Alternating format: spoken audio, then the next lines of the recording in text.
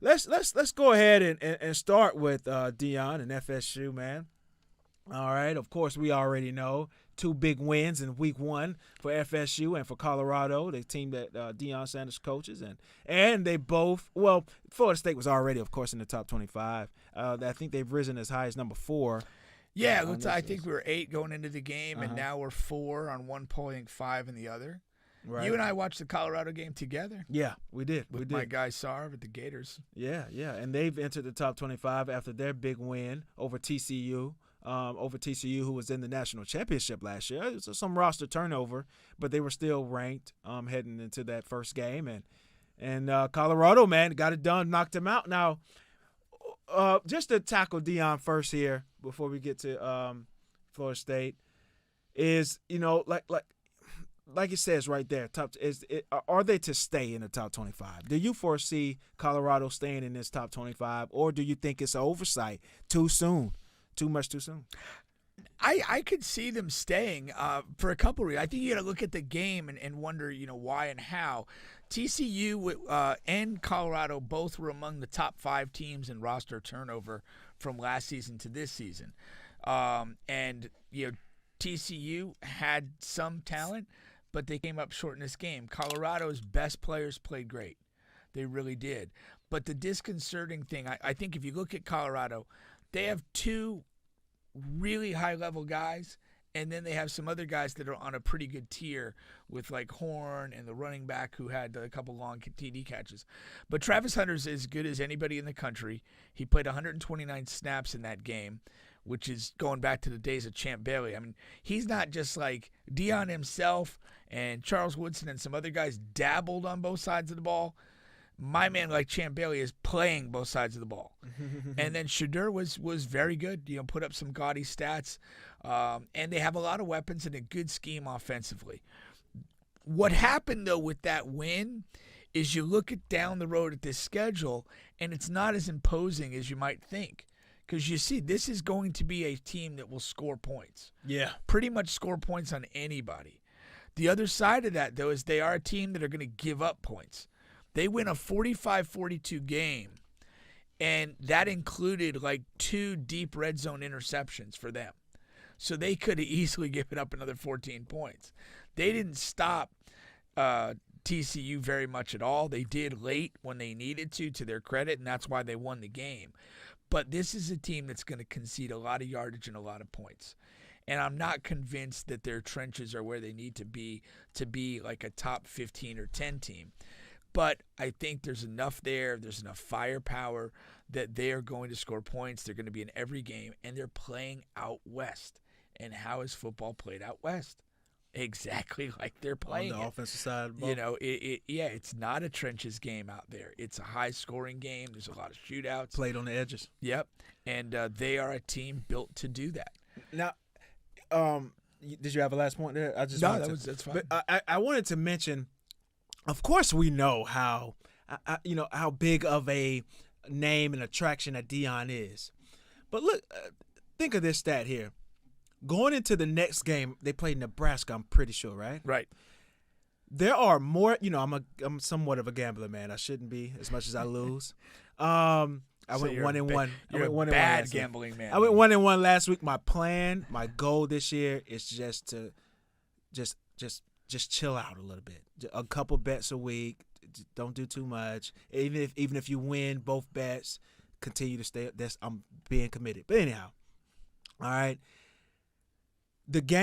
Colorado's next game against Nebraska. There are more bets from the public, from each human being. There are more bets on Colorado this game than 14 NFL teams that are coming up in this. That's insane. College. And to give you guys a full idea, college football, as far as per game numbers, as far as who bets on it, they don't come close to NFL football as far as the number of bets like per ticket. They don't come close. Well, this is the other part of the story. Like Deion has again won. Like he went to Colorado. There's a lot of skepticism. Why Colorado? He comes out in week 1s and beats a ranked team on the road, and it's just a testament to everything he's about. And they looked comfortable in the setting. The team played with great confidence. And then for the rest of the weekend, that was the story. Yeah. He is dominating college football. Personally, I can tell you I'm probably going to get fed up with it pretty soon. It's just too overwhelming. There's only so many ways you can suck a dick. And it, when you run out, it's just, come on, man, what are we going to do? So I don't get it. I mean, I don't have the tolerance for it, but there's a million. Throat goat. Yeah, there's a million. Maybe she needs to be Deion's new hype man. But the public is going to continue to digest this. And, I mean, you saw it like on a small level with Jackson State. Like, Jackson State was nowhere on the college football map or radar. No. And all last year, Deion was everywhere, whatever.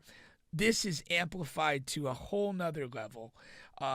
You can make the argument that coming out of week one, he has 2 Heisman Trophy candidates on the roster. They weren't on the list before. Now they are. They are on the betting list now to be. You can bet them to be the Heisman winner for sure. And Travis. And this is it's just blowing up. And he's making the provocative comments.